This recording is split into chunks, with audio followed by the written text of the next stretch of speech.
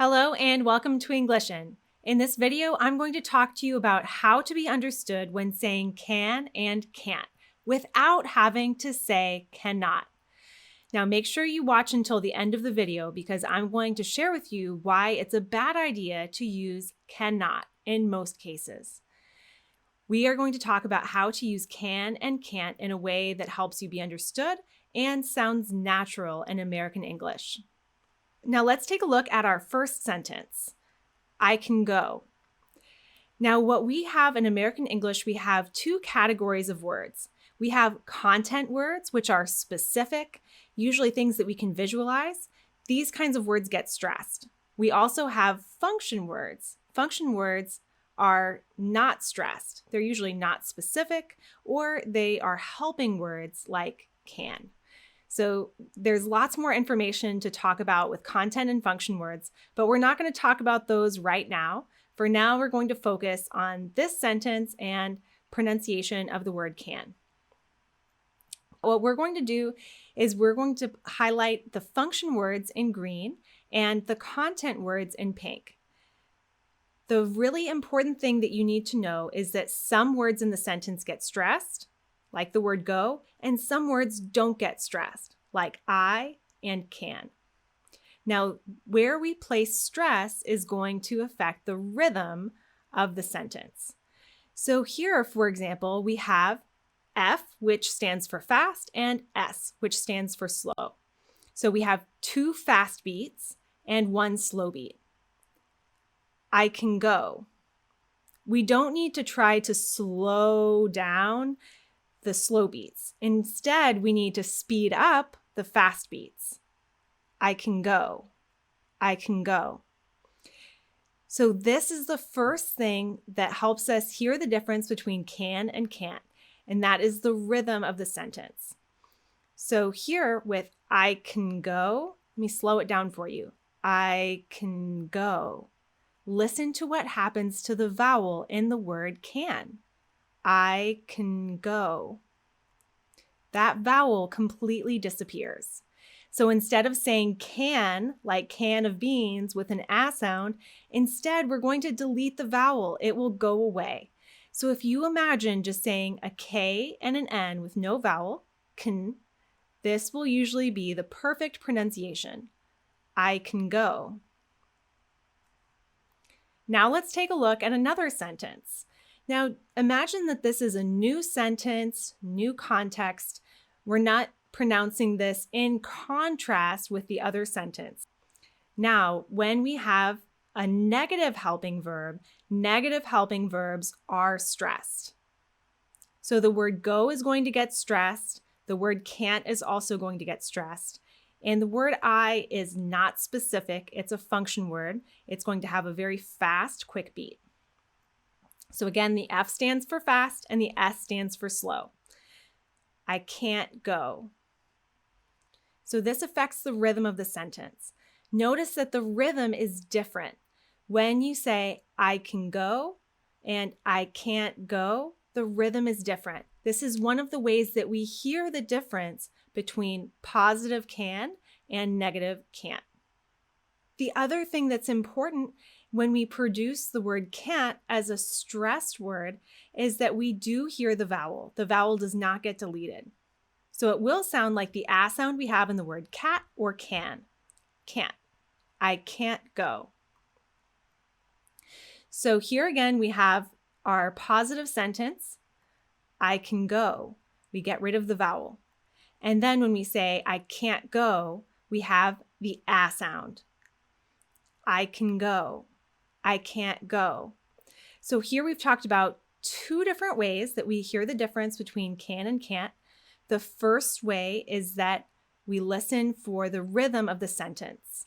So if we hear a fast beat, another fast beat, and a slow beat, then we assume that it's probably positive. I can go. Yes, I can. Or if it's a slow beat, then we hear negative. Not going to go.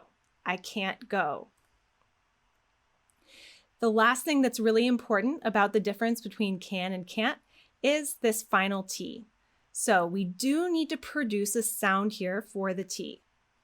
Now, what you might notice is that the T sounds a little bit different than what you're probably used to. It might even sound to you like I'm skipping the T, but I'm not. Listen very carefully. Can't. Can't. What I'm doing is called a glottal stop. I'm actually stopping the air very sharply in my throat. Can't. Can't. Now, if you are not able to make that sound yet, that is no problem at all. You can go ahead and produce a regular release T. T. Can't. While it doesn't sound as natural, it will help you be understood. It's a lot more important to pronounce the T and make sure it's heard than it is to produce that glottal stop sound the way a native speaker would. You can keep working on that glottal stop sound on your own, but make sure you have it. Make sure you're not deleting that T in conversation. So listen again to the difference between these two phrases. I can go. I can't go. Now we have one other thing we need to discuss, and that is when the word can or can't is not in the middle of a phrase. So what do we do when there's not another word following the word can? So if somebody asks, can you go to the store? We're probably not going to respond with a whole sentence. We're not going to say, yes, I can go to the store for you. Instead, we're going to say, yes, I can. Now, when the word can is at the end of a phrase, now it is stressed. And now we are going to produce the ah sound. I can. This makes it a little bit more difficult to hear the difference between can and can't because can't also has an ah sound. So now the only thing that's different is this T at the end. I can. I can't. Did you hear that glottal stop, that sharp stop of air? I can. I can't. And again, if we have the word can, which is positive, at the end of a phrase, then the vowel changes and the stress. So the thing that we really need to listen for is that final T. Now, if somebody asks you if you can go and the answer is negative, we are probably going to answer like this. I can't. That is the natural, neutral way to pronounce this. The problem for many second language learners is that they've had so much difficulty being understood when they try to say can or can't that they've given up trying to say can't with the contraction and they split the word apart and they say I cannot. There are a couple of problems with this. One problem is that it just doesn't sound as natural in American English. We love contractions. We expect to hear contractions. When we don't hear contractions, it doesn't sound as natural. The other problem is that when you break a contraction apart, the only reason we usually do this in spoken English is when we're adding extra emphasis. Now, there are two reasons that you might add extra emphasis. The first reason is to clarify. So if somebody was asking you if you could go and you said, I can't, but then they said, oh, great, you can go, that's wonderful. Then you might clarify and say, no, I cannot. But probably even in that case, we would still say, no, I can't. So we would just add the word no at the beginning so that people could hear that it was a negative, but we would still use the contraction. No, I can't. The other thing that happens is if you break the contraction apart, we might hear it as extra emotion that you may or may not have intended to convey. So sometimes if you say, I cannot do that, it gives us the feeling that not only can you not do it, but you don't want to do it. So this can add an extra tone, a negative tone that you may not mean to communicate. So whenever possible, use the contracted form. Use can't. But if you have trouble producing that glottal stop at the end, go ahead and use your tongue and a burst of air for the T. I can't. We can hear that strong T that'll let us know that we're hearing the negative. No, I can't. But try not to break the contraction apart into cannot unless you really need to.